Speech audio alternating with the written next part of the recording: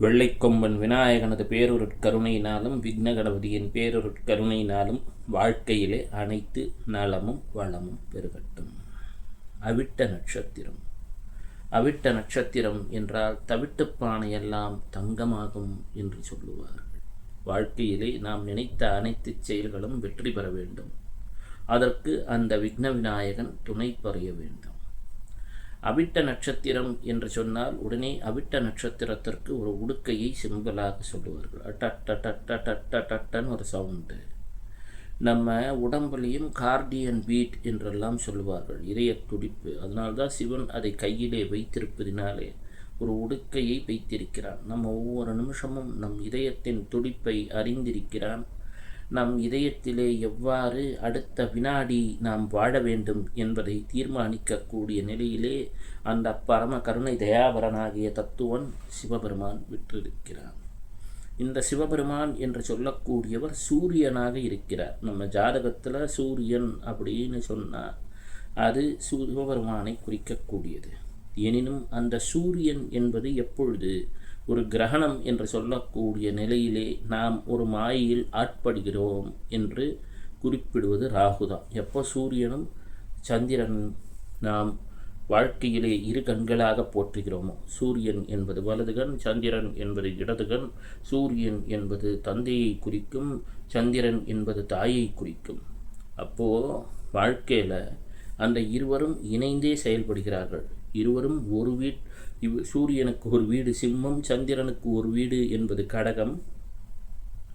சந்திரனின் வீட்டை ஆழ்வது வருண ஆதித்யன், சூரியனின் வீட்டை ஆழ்வது என்பது இந்திர ஆதித்யன்.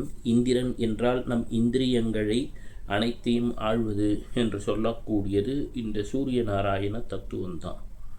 ஒரு கட்டத்தை கடக்க சூரியனுக்கு 30 பாகையை கடக்க நமக்கு 30 நாட்கள் ஆகின்றது. சந்திரன் என்று சொல்லக்கூடியது 2.5 நாட்களிலே ஒரு கட்டத்தை கடந்து விடுகிறது. அதனால்தான் மனசு என்பது ரொம்ப வேகமாக இருக்கக்கூடிய ஒரு கருவியாக இருக்கிறது. அப்போது மகர ராசியிலே காலபுருஷ தத்துவத்தில் 10ஆம் இடம், கலியுகத்தோடைய லக்னம் அப்படின்னு சொன்னால் அது மகரத்தை தான் சொல்லுவாங்க. ஒவ்வொரு யுகத்துக்கும் ஒரு லக்னம் உண்டு. இந்த கலியுகத்துக்கு நாம் வாழ்க்கையுடைய சென்டர் ஃபோக்கல் பாயிண்ட்டாக இருப்பது என்பது நாம் செய்யக்கூடிய கர்மாக்கள், செயல்கள் தான். அதனால கலியுகத்தோடைய லக்னம் என்பது மகரம். அந்த மகரத்திற்கு ராகுவால் ஆளப்படக்கூடிய ஒரு தன்மையும் உண்டு என்று சொல்லுவார்கள். அந்த மகரத்திலே உச்சம் பெறக்கூடியது என்பது செவ்வாய். ஒரு வீட்டில் நாம் நல்லபடியாக வாழணும் என்று சொன்னால் அதற்கு செவ்வாய் அனுமதிக்க வேண்டும்.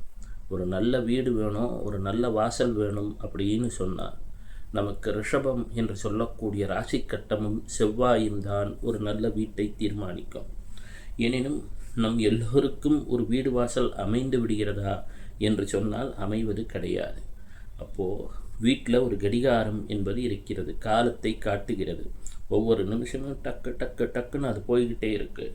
கடிகாரம் என்ற சுழற்சி அமைப்பு புனர்பூசம் என்ற நட்சத்திரத்தை குறிப்பிடக்கூடியது. புனர்பூச நட்சத்திரம் என்பது குருவினால் ஆளப்படக்கூடிய நட்சத்திரம்.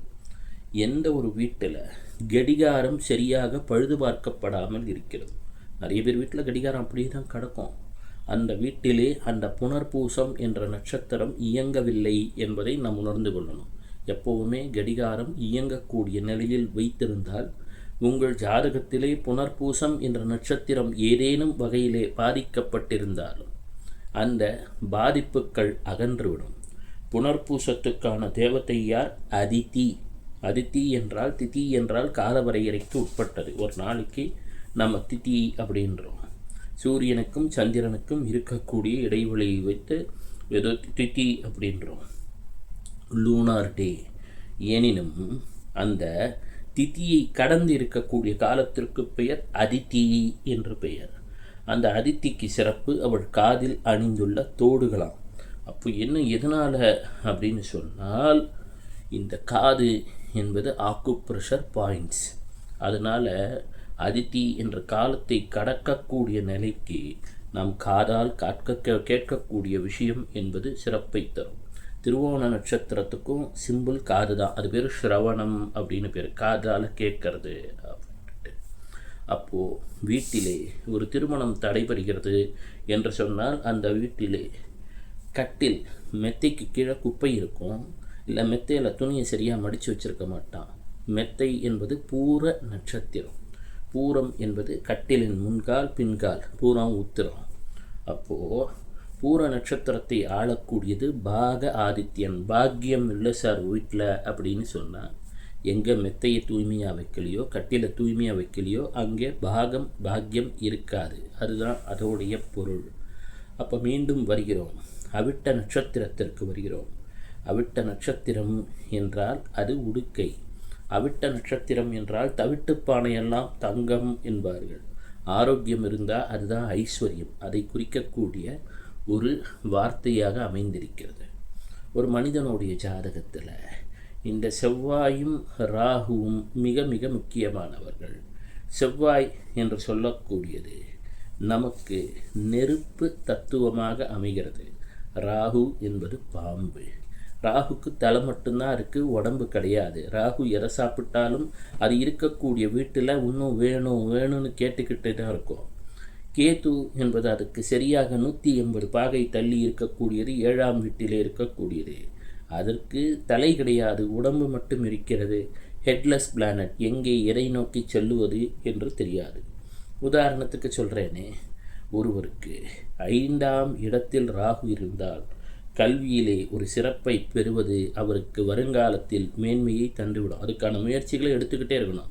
5ல் ராகு இருக்கு, உடனே குழந்தை பிராப்தம் தள்ளி போயிடும்னு கிடையாது.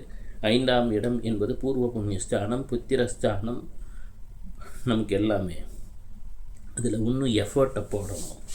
அது 5ஆம் இடத்திலே இருக்கும் பொழுது 11ஆம் இடம் என்பது கேது இருந்தால் கேத்துவில் ஏற்கனவே ஒரு ஆளுமையை அடைந்து விட்டீர்கள்னு அர்த்தம். 11ஆம் இடம் என்பது நட்பை குறிக்கக்கூடியது, உயர் பதவிகளை குறிக்கக்கூடியது, லாபத்தை குறிக்கக்கூடியது.